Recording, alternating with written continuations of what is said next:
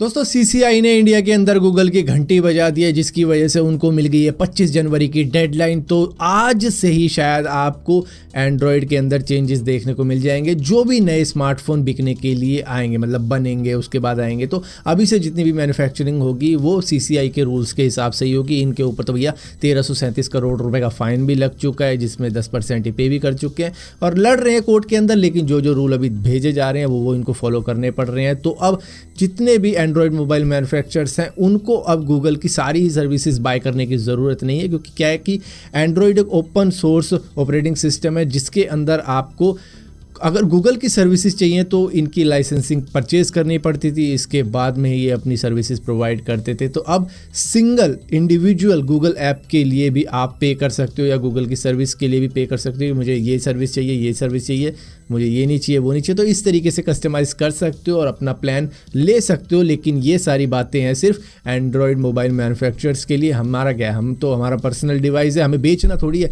लेकिन इनको बेचने होते हैं लाखों डिवाइसेस, जिसकी वजह से इनको सर्विसेज परचेज करनी पड़ती है गूगल से ही। तो इन सारी चीज़ों के अंदर क्या होता था कि गूगल की मोनोपोली चलती थी कि भैया हमारा यूट्यूब भी आएगा, गूगल भी आएगा, ये सर्च इंजन भी आएगा, जीमेल भी आएगा, ये भी आएगा, मैप भी आएगा।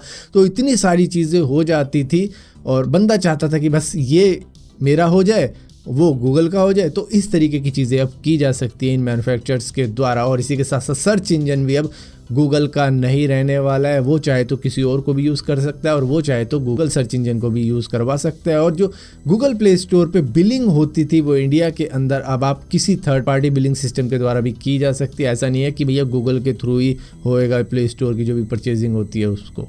दोस्तों ग्लोबल वार्मिंग के बारे में आपको मालूम होगा, क्लाइमेट चेंज किस तरीके से हो रहा है वो भी आपको मालूम है। इसकी चिंता हम सभी लोगों को है और इसके लिए बिल गेट्स ने एक ऑस्ट्रेलियन क्लाइमेट चेंज कंपनी के साथ में पार्टनरशिप करी है। उनको $12 मिलियन की फंडिंग दी है। इस कंपनी का नाम है BEV, जो कि काउस के पीछे लगी हुई है कि भैया ये काउस मीथेन निकाल रही है। जब ये फार्ट करती हैं या बर्पिंग करती हैं उसकी वजह से मीथेन निकलती है और मीथेन दुनिया की सेकेंड ग्रीन हाउस गैस है आफ्टर कार्बन डाइऑक्साइड। और ये 15% जो काव वगैरह होती है या भेड़ बकरियां होती है, इनकी वजह से 15% global green house gases emission निकलता है, जिसकी वजह से इनको रोकना हमें काफ़ी ज़्यादा ज़रूरी है। तो इसके लिए ऑस्ट्रेलियन कंपनी क्या करती है कि ये सीवीड, मतलब समुद्री बेस्ड कोई फीड होगी काउस के लिए, उसको खिलाएगी, जिससे कि उनका मीथेन कट किया जा सकता है। तो मतलब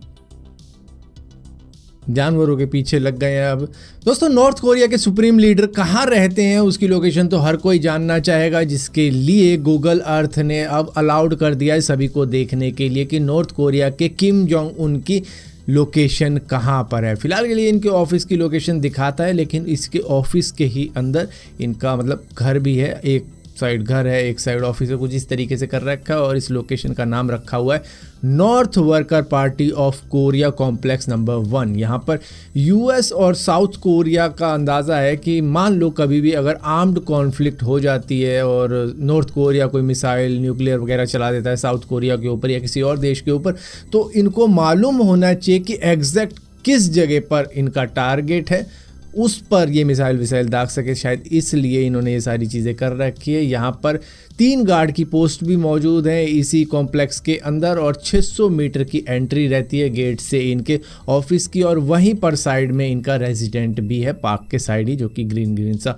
दिख रहा होगा आपको। दोस्तों कोका कोला वैसे तो काफ़ी ज़्यादा फेमस ब्रांड है सॉफ्ट ड्रिंक के मामले में, लेकिन ये अब अपनी ब्रांड को स्मार्टफोन के अंदर भी लाना चाहते हैं, क्योंकि इंडिया के अंदर ये शायद कोका कोला का कुछ स्मार्टफोन निकालने वाले में भी ये शायद किसी और ब्रांड के साथ में कोलैबोरेशन कर रहे हैं, क्योंकि ये फ़ोन कुछ Realme 10 4G फ़ोन के जैसा लग रहा है। तो शायद Realme के साथ में इनकी पार्टनरशिप हुई हो, जिन्होंने अपने फ़ोन को कोका कोला का मतलब लुक दे दिया है, जिसकी वजह से शायद ये Realme 10 4G Coca Cola addition हो सकता है, जो कि आने वाले वक्त में आपको देखने को मिल ही जाएगा। फिलहाल के लिए इमेजेस कुछ इस तरीके की लीक हुई हैं, बट समझने वाली बात सारी ये है कि क्या कोका कोला एडिशन वाला फ़ोन आता भी है तो क्या इसकी सेल काफ़ी ज़्यादा बढ़ जाएगी। मतलब अब तो लोग ज़्यादातर सॉफ्ट ड्रिंक से बचते ही हैं शायद। दोस्तों मोबाइल फोन की बात की जाए तो 1963 के वक्त में ही ये प्रिडिक्ट कर लिया गया था कि एक दिन कुछ इस तरीके का भी एक फ़ोन आएगा। हालांकि इस टाइम पर इसका ट्रेंड निकल भी चुका है, लेकिन आया ज़रूर था कि मतलब फ्लिप वाला भी फ़ोन हुआ करता था। और 1980 के बाद में ही फ़ोन अवेलेबल होने चालू हो गए थे, जो कि बिना तार वगैरह के होते थे। मतलब उस ज़माने में तो टेलीफोन वगैरह तार वाले हुआ करते थे, लेकिन तब भी इन्होंने 1963 में ये प्रिडिक्ट कर लिया था कि मतलब आने वाले कुछ 40 साल में इस तरीके के भी फ़ोन आएंगे।